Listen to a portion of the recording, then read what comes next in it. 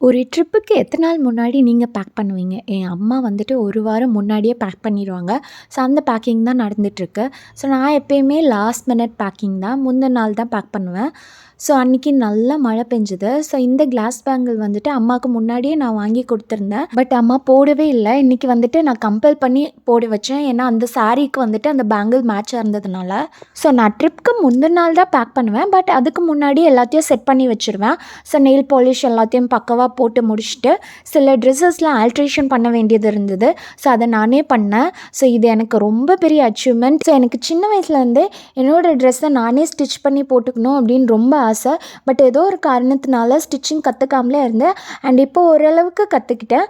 But பர்ஃபெக்டாலாம் stitch பண்ண மாட்டேன். But ஓரளவுக்கு மேனேஜ் பண்ணிவிடுவேன். அண்ட் அதுவும் என்னோடய ட்ரெஸ் மட்டும்தான் என்னால் ஸ்டிச் பண்ண முடியும். அண்ட் அதுவும் ஸ்லோவாக தான் பண்ணுவேன். ஸோ, ஸ்டிச்சிங்லாம் முடிச்சுட்டு வீட்டுக்கு பக்கத்துலேயே வந்துட்டு ஒரு மண்டபம் இருக்குது. ஸோ, அதில் வந்துட்டு சில ட்ரெஸ்ஸஸ்லாம் கொண்டு வந்து வச்சுருந்தாங்க.